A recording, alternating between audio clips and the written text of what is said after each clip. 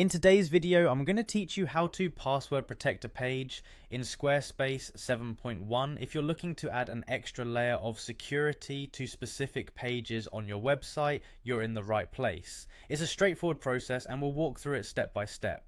So let's dive in and get started. First, you're going to want to log into your Squarespace account. Open your web browser and head over to the Squarespace website. Once there, you'll see the login option. Click on it to proceed. After you've clicked login, you'll be greeted with the option to continue with Google.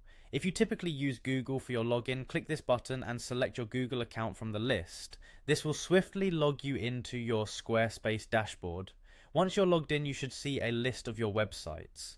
Take a moment to find the specific website you want to work on today and click on it. This will take you to your website's management area, where you can adjust the settings and customize the content to your liking.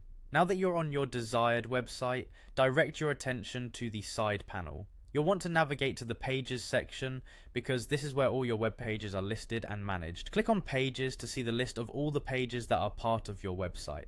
Look through the list until you find the page you want to protect with a password. Once you've identified it, hover over the page name and you'll see a gear icon appear. That's your settings icon.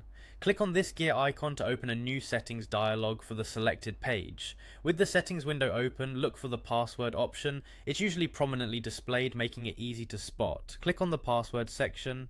Here's where you can set a unique password for this page. Go ahead and type in a password that's both strong and something you'll easily remember. Remember, a strong password typically includes a mix of letters, numbers, and special characters, making it difficult for unauthorized users to guess. Once you've set your password, the final step is to save your changes. Look for the Save button, usually located at the bottom corner of the settings window. Click on it to ensure your password settings are applied to the page. That's it. Your page is now protected, meaning only those with the password can view its contents.